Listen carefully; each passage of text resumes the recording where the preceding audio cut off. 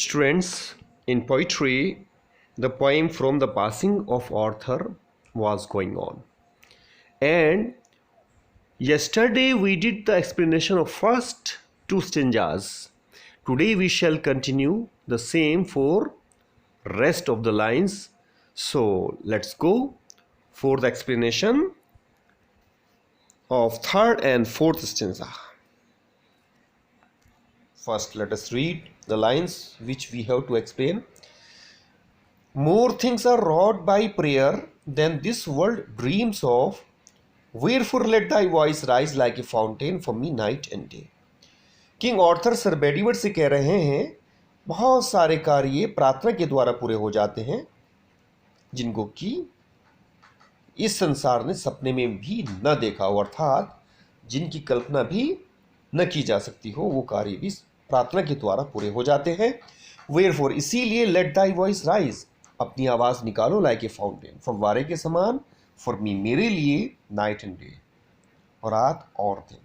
अर्थात जिस प्रकार फव्वारा लगातार दिन रात चलता रहता है तो वैसे ही मेरे लिए भी लगातार प्रार्थना करो.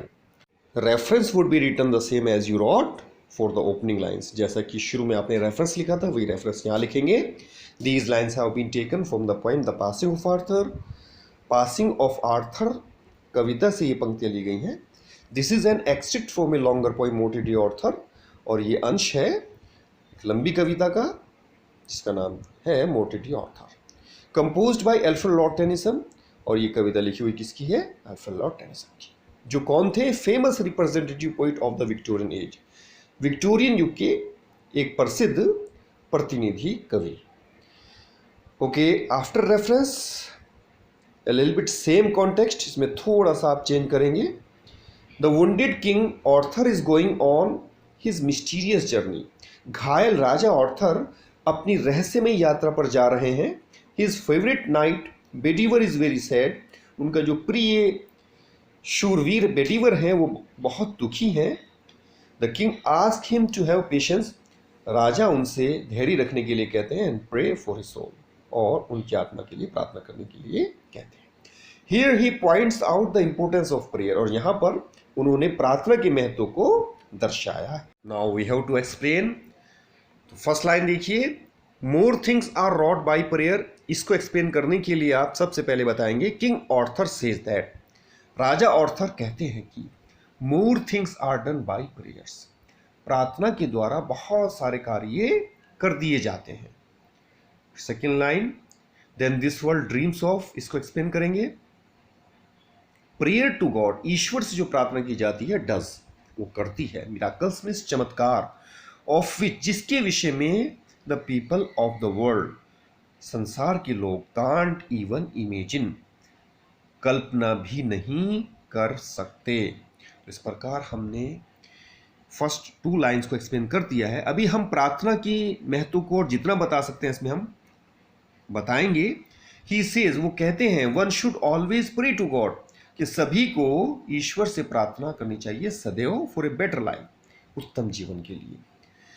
इफ वी प्रे, अगर हम प्रार्थना करते हैं, everything is possible in this world, तो इस संसार में सब कुछ संभव है.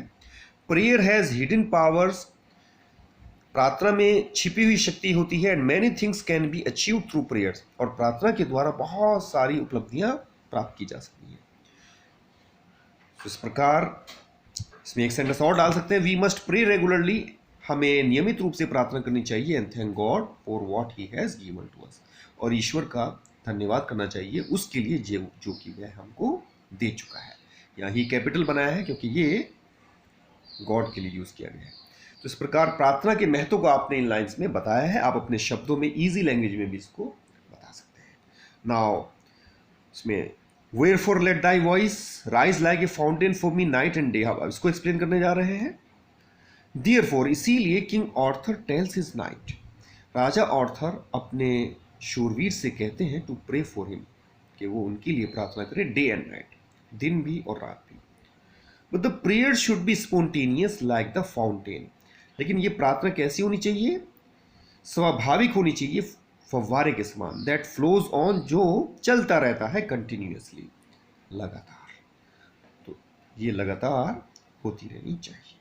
इस प्रकार ये एक्सप्लेनेशन आपने कर दिया इन 4 लाइन्स का। अब हम इसमें कमेंट लिखेंगे। There is simile in the 4th line as voice has been compare with fountain. 4th line देखिए, rise like a fountain for me night and day. 3rd line से शुरू हुआ था, लेट दाई वॉइस राइज, अपनी आवाज ऐसे निकालो जैसे कि फव्वारा चलता रहता है दिन और रात। तो स्टूडेंट यहाँ पे आवाज की, साउंड, वॉइस की जो तुलना की जा रही है वो फव्वारे से की जा रही है। तो तुलना वाला आपको पता है सिमली होता है, और इसमें लाइक का यूज किया गया है, तो इससे क्लियर हो रहा है कि ये सिमली है। Now we have to explain the next lines. Now these are the last lines. For what are man better than sheep or goats. क्या व्यक्ति बेहतर हैं भीड़ और बकरियों से, that nourish a blind life, जो कि अंधकारपूर्ण जीवन व्यतीत करते हैं, विद इन द ब्रेन, जिनका मस्तिष्क अंधेरे से भरा हुआ होता है। इफ नोइंग गॉड, कि यदि ईश्वर को जानते हुए भी they lift not hands of prayer, वे प्रार्थना के लिए हाथ ऊपर नहीं उठाते हैं, बोथ फॉर देमसेल्व्स, अपने लिए भी, एंड दोज, और उनके लिए भी, हु कॉल देम फ्रेंड, जो उनको मित्र कहते हैं।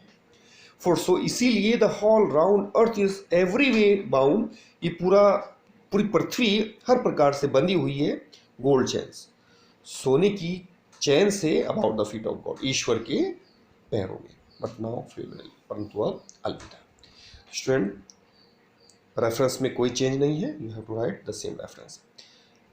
कॉन्टेक्स्ट में भी आप सेम ही लिखेंगे, इसमें एक एक्स्ट्रा लाइन आप बाद में बता देंगे, मैं भी पढ़कर सुनाता हूँ। The wounded king Arthur is going on his mysterious journey. His favorite knight Bedivere is very sad. The king asks him to have patience and pray for his soul. Here he points out the importance of prayer. ये सब वही है जो आपने इससे पहले लिखा है। और उस नेक्स्ट लाइन है, एंड सेज दैट, और कहते हैं कि prayer connects human being with God, कि प्रार्थना ही है जो व्यक्ति को ईश्वर से जोड़ती है। So let's start explanation. First 2 lines को देखिए, जिसमें व्यक्तियों और भेड़ बकरियों के बीच में तुलना की जा रही है। एक्सप्लेनेशन में क्लियर करेंगे। इन दीज लाइन्स, इन पंक्तियों में king Arthur tells sir Bedivere, राजा आर्थर सर बेटिवर को बता रहे हैं द डिफरेंस, अंतर, बिटवीन मैन एंड एनिमल्स, व्यक्तियों और पशुओं के बीच। Animals do not have mind, पशुओं के पास दिमाग नहीं होता। स्टूडेंट, ब्रेन एंड माइंड दोनों का मतलब दिमाग होता है। ब्रेन ये शरीर का एक अंग होता है, जबकि माइंड उसकी शक्ति को कहा जाता है। तो यही डिफरेंस है एनिमल्स में और मैन में, कि एनिमल्स के पास ब्रेन तो होता है, पर ब्रेन की पावर नहीं उनके पास होती। They can't use their reasoning power, वे अपनी तार्किक शक्ति का प्रयोग नहीं कर पाते। They are always after filling their belly, वो सदैव अपना पेट भरने के पीछे रहते हैं, अर्थात उनका कार्य सिर्फ खाना पीना और सोना ही होता है। Now if knowing God they lift not hand of prayer, both for themselves and those who call them friends. इसको एक्सप्लेन करेंगे। पहले इसमें ये बताएंगे, they have no knowledge of God, ये अभी पशुओं के बारे में बात चल रही है कि उनको ईश्वर का ज्ञान नहीं होता, बट मैन नोज, परंतु व्यक्ति जानता है व्हाट गॉड इज, कि ईश्वर क्या होता है। So a man should pray to God, इसलिए व्यक्ति को ईश्वर से प्रार्थना करनी चाहिए, फॉर हिज ऑन वेलफेयर, अपने लिए भी, and for the good of his relatives and friends, और अपने सगे संबंधियों और मित्रों की भलाई के लिए भी। इसमें आपने एक्सप्लेन किया है, जिसमें उन्होंने कहा था कि फॉर देमसेल्व्स, अपने लिए भी, एंड दोज, और उनके लिए भी, हु कॉल देम फ्रेंड, जो उनको मित्र कहते हैं। इसी को और आगे बताएंगे। The people who do not pray to God, वे व्यक्ति जो ईश्वर से प्रार्थना नहीं करते हैं, are no better than animals, वे पशुओं से बेहतर नहीं है। तो ये कंपैरिजन आपने एनिमल्स और मैन में दी। Now next line, for so the whole round earth is every way bound by gold chains about the feet of God, इसको एक्सप्लेन करेंगे। The whole world is connected with God, पूरा संसार ईश्वर से जुड़ा हुआ है, by the bond of prayer, प्रार्थना के बंधन से।